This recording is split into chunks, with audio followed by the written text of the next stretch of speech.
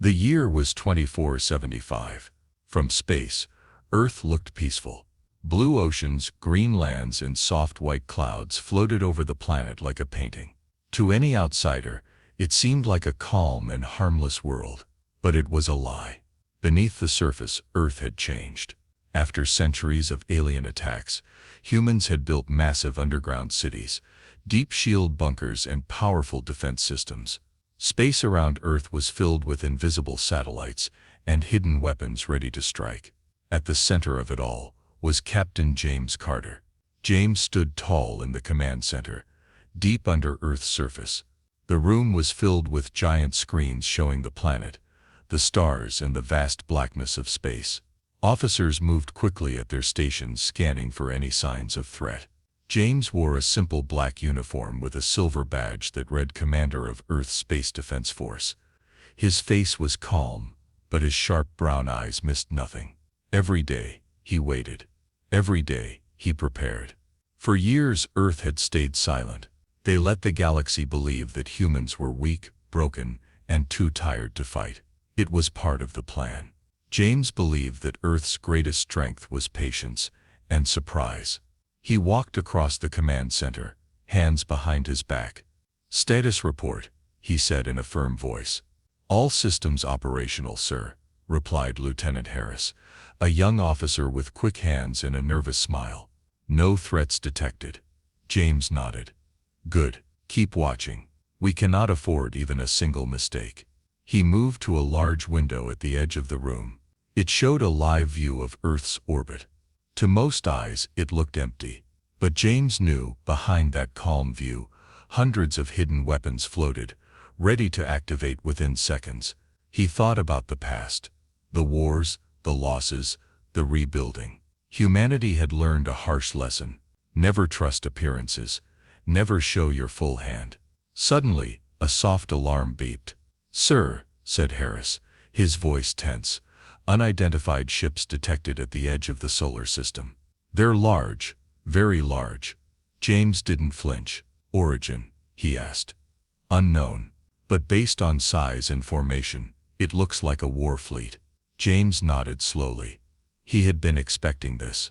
He turned to his officers. His voice was calm but full of authority. "Alert all stations. Prepare defense systems. Full battle readiness." The room buzzed with energy.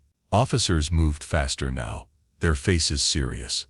Lights blinked. Screens changed to show the approaching fleet. James knew this day would come. Aliens still thought Earth was weak. They were wrong, and soon, they would learn the truth. He allowed himself a small, grim smile. "Let them come," he said quietly. Outside, the stars shined bright and cold. A storm was coming. The dark silence of space broke as shadows moved across the stars. A massive fleet of alien warships entered the solar system. They looked like sharp blades and dark beasts, moving quickly and silently toward Earth. At the front of the fleet was the biggest ship of all, the Wrath of Zarkon.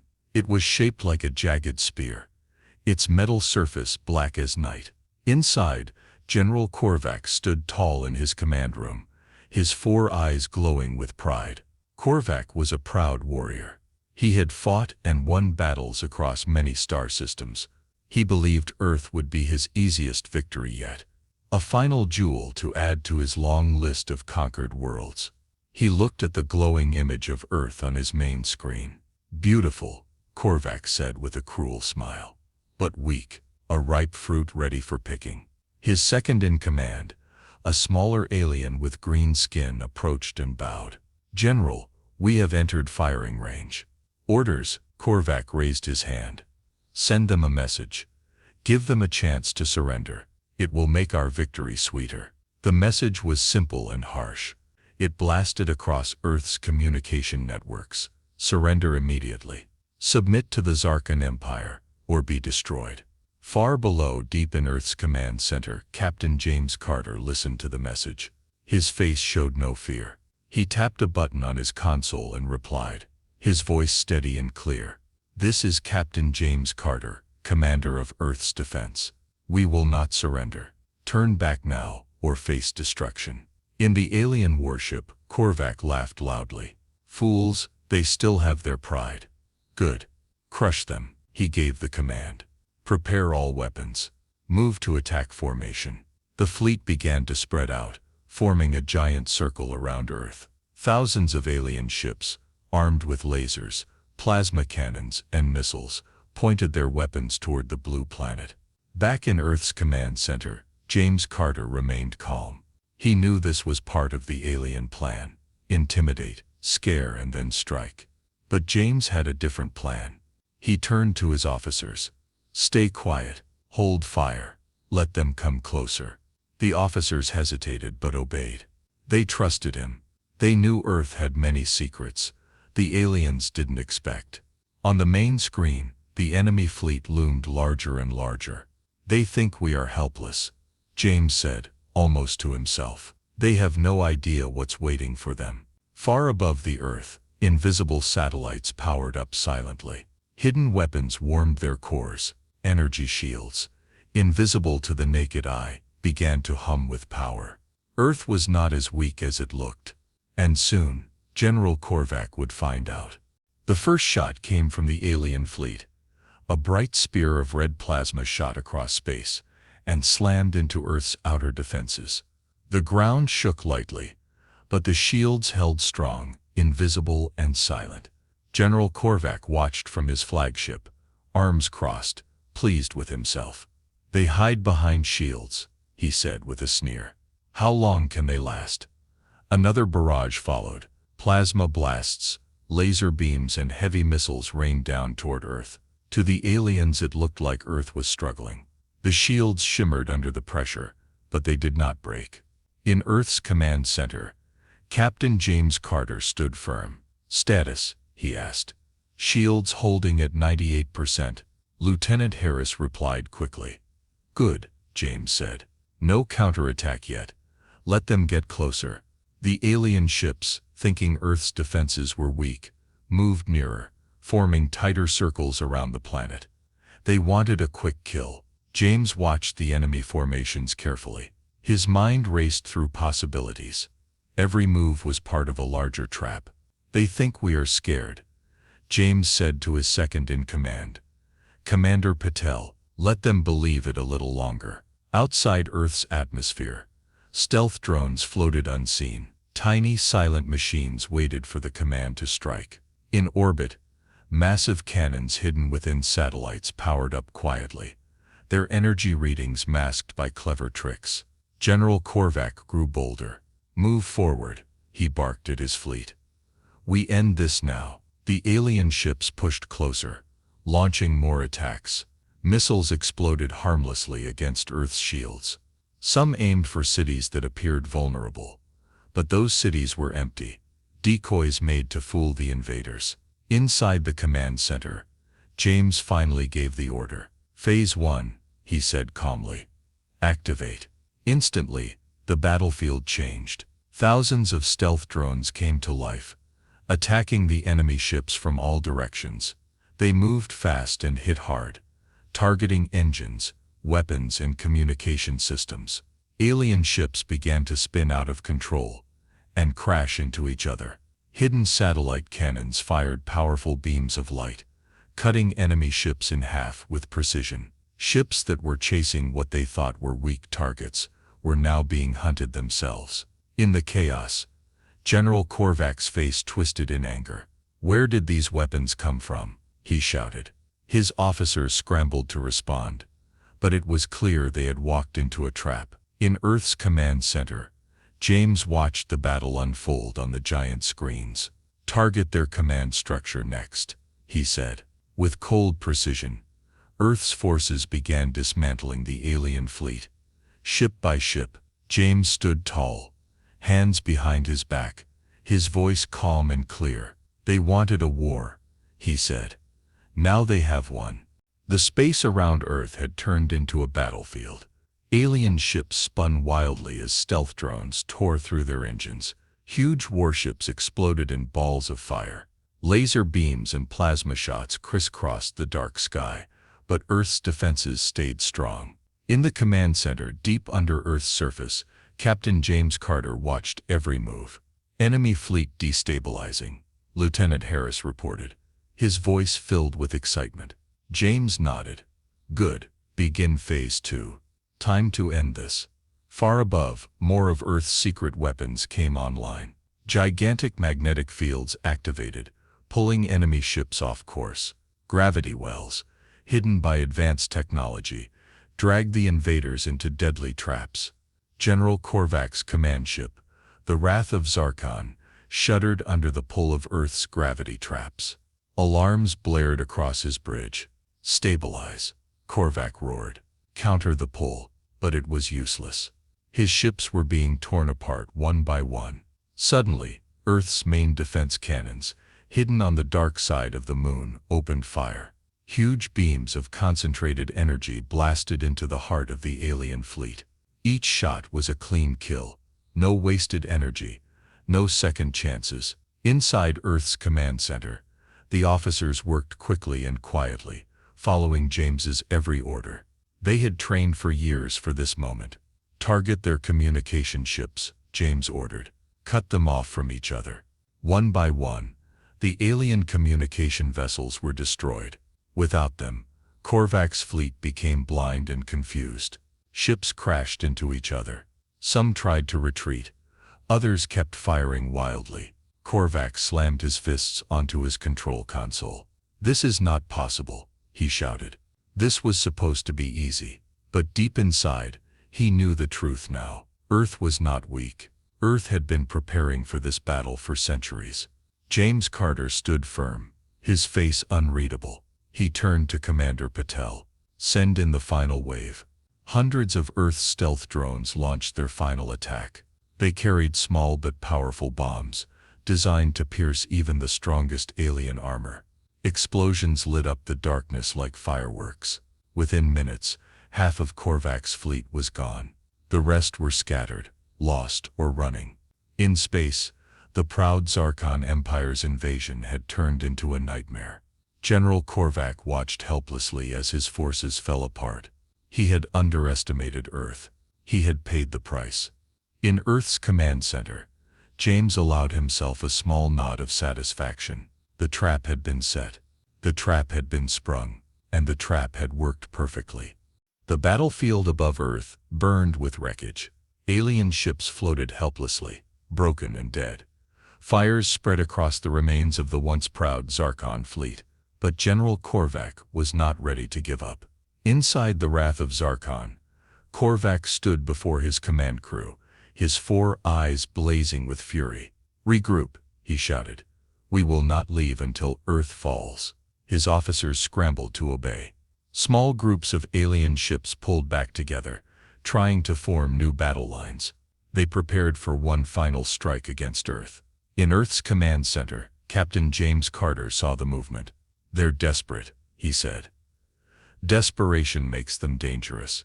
He leaned closer to the main screen, studying the enemy's weak spots. Focus on their heavy cruisers first, James ordered. Without them, the rest will fall apart faster. On his command, Earth's orbital cannons shifted targets. They fired deadly beams that pierced through the largest alien ships. One by one, the cruisers exploded, lighting up the dark space like dying stars. Still, some alien fighters broke through. A squadron of sleek Zarkon fighters dove toward Earth's surface, aiming for the hidden cities below. James didn't panic. Deploy Skyguard defense, he said calmly. High above Earth's surface, hidden hangars opened. Squadrons of human defense ships launched into the sky. These were smaller and faster than the alien fighters. In moments they intercepted the attackers. Laser fire streaked across the upper atmosphere. Human pilots fought with skill and speed, defending their home with everything they had. Meanwhile, Korvac saw his last hope fading. His ships were falling, one after another. Communications were jammed. His pilots were being outmaneuvered. The strength he believed Earth did not have. It was everywhere. Korvac slammed his fists against the cold metal of his command console. We must retreat, one of his officers shouted. Korvac hesitated. His pride screamed against it. But deep down he knew the truth. If they stayed, none would survive. With a growl of rage, Korvac gave the order he had never imagined he would have to say. Pull back. All units, retreat. Across the battlefield, alien ships broke away, turning from Earth and fleeing into the stars. Some were too damaged to move and drifted helplessly. Others jumped to light speed, vanishing into the blackness. In Earth's command center, Captain James Carter watched the retreat without emotion. "Let them run," he said quietly. Commander Patel looked at him. "Should we finish them?" James shook his head. "No, let them carry the story back home. Let the galaxy know what happens when you attack Earth." On the screens, the last of the alien ships disappeared into the darkness. The battle was over. Earth had survived. But James knew this was not the end. It was only the beginning of a new chapter, one where Earth would no longer be seen as weak, but as a force to be feared. He stood silently, hands behind his back, watching the stars. The battlefield was quiet now. Wrecked alien ships floated above Earth, spinning slowly in the darkness. Pieces of metal, broken weapons, and silent bodies drifted like a ghostly graveyard. Inside the Wrath of Zarkon, General Korvac sat slumped in his command chair. His proud uniform was torn, his face twisted with anger and shame. He had lost. "Report," he growled weakly. An officer, his voice shaking, answered.